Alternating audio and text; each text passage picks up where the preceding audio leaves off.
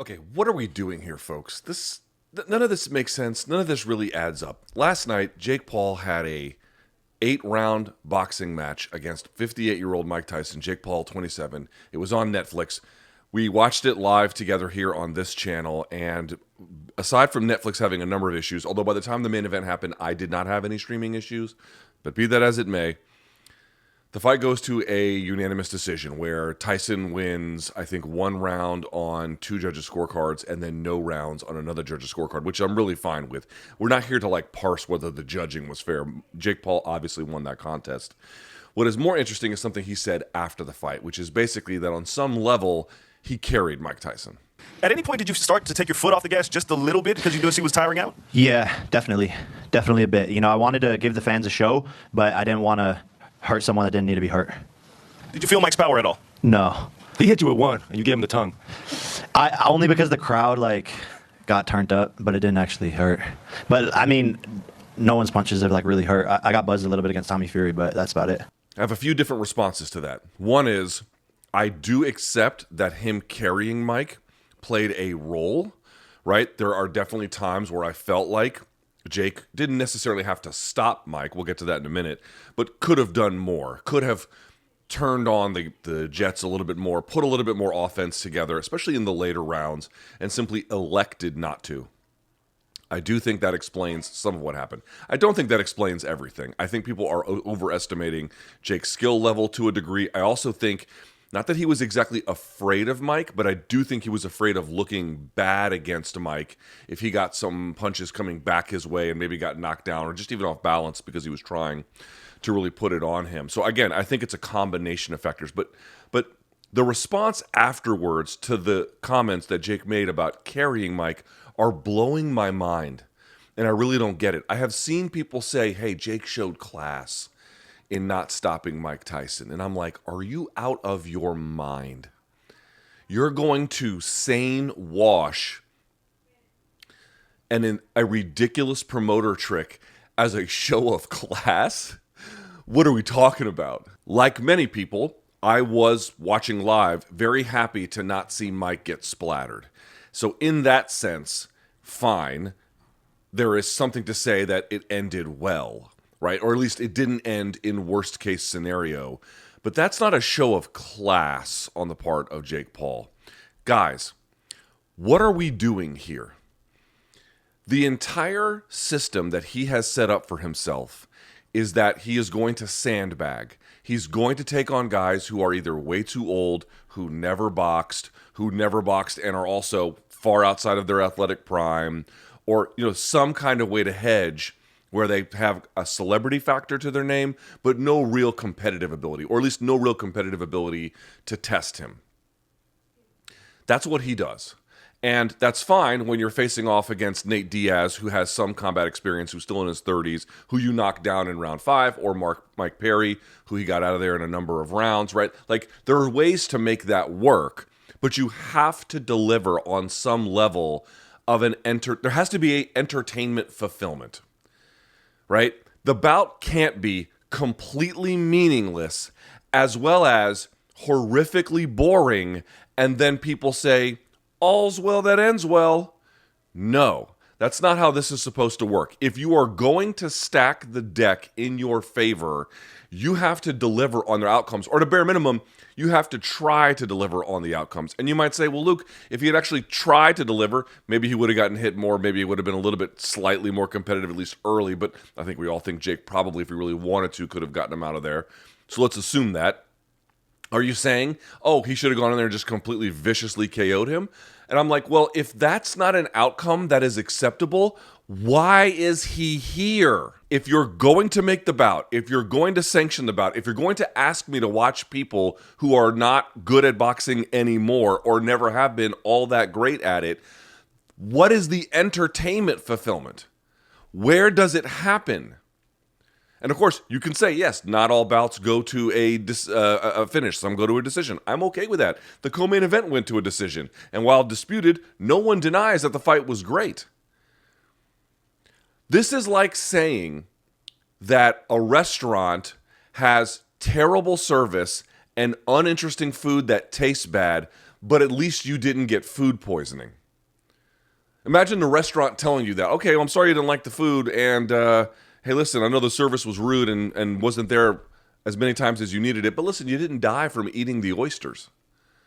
It's like, even if the restaurant was able to make money off of that business model, what is in it for you, the customer? What do you get out of that? What is actually being provided here? What is the fulfillment of some kind of promise? Not of a knockout, but to be entertained, to have an enjoyable moment, to have some kind of thrill, anything. The bout last night was both completely meaningless and boring and uninteresting, and people are saying that was the classy response. Are you begging to have your money stolen from you? And I know it's on Netflix and all that requires is a subscription model. I'm saying that kind of deal. The deal is Jake gets to deliver meaninglessness that is also boring, that is uninteresting, and the response is, what a sportsman. What are you talking about? And again, I get it from the promoter side, which of course Jake Paul is part promoter, right? He's also the fighter, but it's him, his promotions, MVP, most valuable promotions. And they promoted this fight well. Like, if I can give Jake some credit, I don't think it comes necessarily inside the boxing ring. I think it comes much more outside of it. They picked something that was very sellable. They did a great job selling it. There were 70,000 people in attendance last night. It did, I think, the $18 million gate, or just shy of that. This is the largest gate in boxing in U.S. history outside of Las Vegas. On that level, it all succeeded. But I'm saying, it's like, what is the value proposition for the fans? That we get to see Mike Tyson slap Jake Paul at the weigh-ins? Okay, we all enjoyed it, but that's not enough to take up more of our time the following day. What is the value proposition?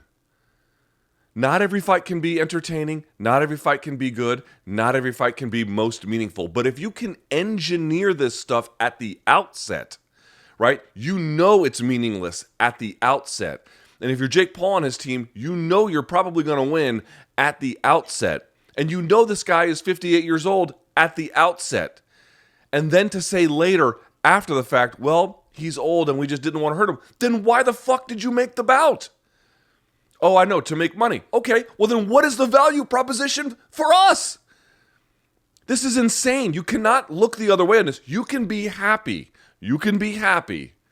Certainly, that Mike didn't get viciously KO'd and we'd all feel really sad. I'm glad we didn't get the worst case scenario. That's not a reason to compliment Jake. That's a reason to be really mad that if that's what you have to resort to after sandbagging by taking a fight against a 58-year-old man, you're scamming us twice. No, I don't think that's awesome. No, I don't think that's praiseworthy. No, I don't think that's good.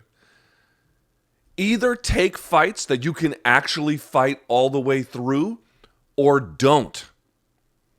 And I know Canelo did it recently. Canelo also has given us, he's a Hall of Famer, and I was critical of him doing that against Munguia anyway.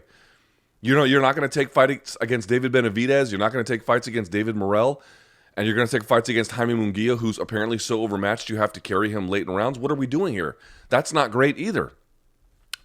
Slightly different, meaningfully different, and also his career is meaningfully different. But I wasn't happy about that either. By the time an opponent is carrying his other opponent, something has potentially gone wrong here. You can carry an opponent when you're trying to preserve their dignity and you don't say anything. Or you can carry an opponent when they're just too tough for their own good.